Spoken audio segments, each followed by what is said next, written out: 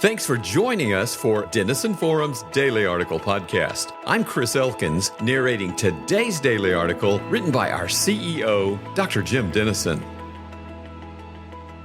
The Texas Senate passed a controversial bill over the weekend, creating 5 new GOP-leaning districts following a similar Texas House vote earlier in the week. Governor Greg Abbott stated that he would swiftly sign the bill into law when it reaches his desk. When he does, Democrats and civil rights groups are expected to challenge the new maps in court. California Governor Gavin Newsom signed the Election Rigging Response Act, which would transform 5 Republican seats into districts that heavily favor Democrats. If California voters approve the measure in a special November 4th election, it would cancel the GOP seats gained in Texas. The term gerrymandering was first used in 1812 when Massachusetts Governor Elbridge Gerry signed a bill redrawing state Senate election districts. Though Gerry was a signer of the Declaration of Independence and U.S. Vice President under James Madison, his name has been forever linked to what many consider political power broking. Speaking of Mr. Madison, Patrick Henry tried to gerrymander him out of a congressional seat in 1789, showing that the practice is nothing new. Election districts have been redrawn over the years through legislative procedures such as we're seeing in Texas and through court actions. Both parties have engaged in the practice as a means of increasing their political power. But is such partisanship what Mr. Madison and the founders intended? I just finished reading Pulitzer Prize-winning historian Joseph J. Ellis's book, The Quartet, Orchestrating the Second American Revolution, 1783 to 1789. He describes in vivid detail the remarkable work of Alexander Hamilton, John Jay, James Madison, and indispensably George Washington in leading the newly independent United States to become a truly united nation.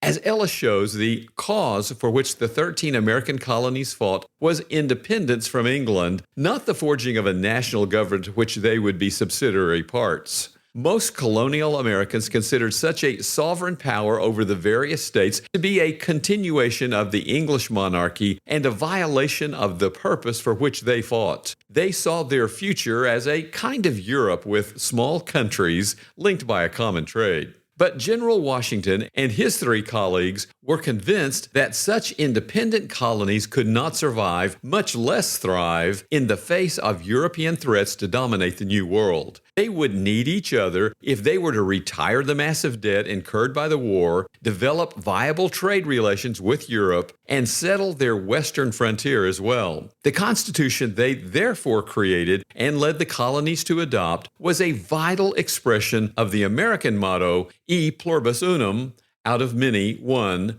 words which are emblazoned on our Great Seal and U.S. coinage.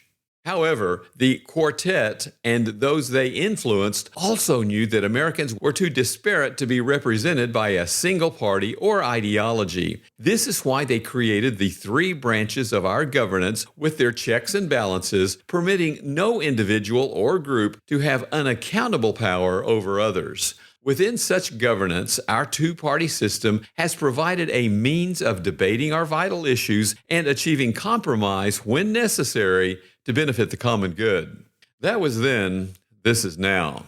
Many analysts believe the U.S. is more divided today along ideological and political lines than at any time since the years leading to the Civil War. Our partisan divisions reflect deep cultural chasms. Of the 15 U.S. states with the most restrictive abortion laws, all voted for Donald Trump in 2020. Of the 21 states with the most permissive gun laws in 2023, 19 voted for Mr. Trump in the 2020 election.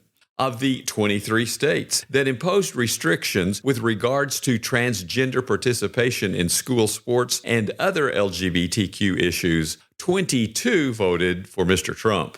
Gerrymandering, whether done to benefit Republicans or Democrats, reflects these divisions and deepens them as well. Redistricting is intended to make a voting district safer for the party in power, with the effect of reducing the number of competitive districts. As a result of such efforts and larger demographic shifts, analysts rate just 3 dozen of the nation's 435 House districts as competitive in the upcoming midterm elections. Consequently, according to the Wall Street Journal, quote, America's identity as a unified nation is eroding, with Republican and Democrat-led states dividing into separate spheres, each with its own policies governing the economic, social, and political rules of life, end quote. Less than 20% of Americans now live in a state where the minority party has a meaningful voice in governance. A recent Harvard analysis found that 98 to 99% of Americans live in areas segregated by partisanship.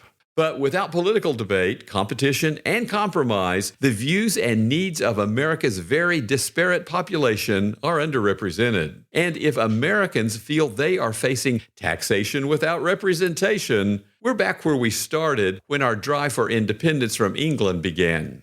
Dr. Ellis ends the quartet with the approval of the U.S. Constitution and the ascension of George Washington to the presidency. So we might ask ourselves, what continued to unify the new nation once its widely disparate people achieved the purpose for which they originally came together? The answer is spiritual, not political. According to historian Thomas S. Kidd, the Second Great Awakening that began in the 1790s catalyzed an explosive movement of churches, church membership, and personal conversion. He writes that this awakening spawned an incredible array of reform, publication, and missionary agencies that transformed American culture and sent the Christian gospel to the far corners of the earth, end quote.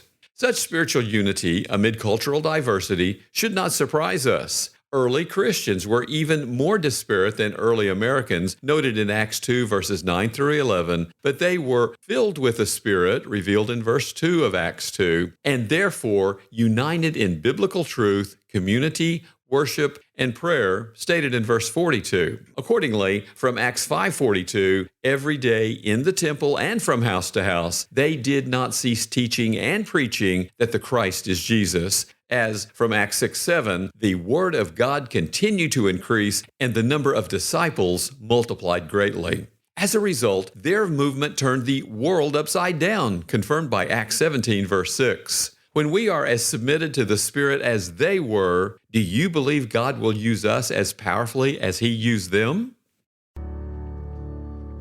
Thanks for listening to today's Daily Article Podcast. If you've been meaning to get our latest printed devotional, Love the Lord Your God, today's your day.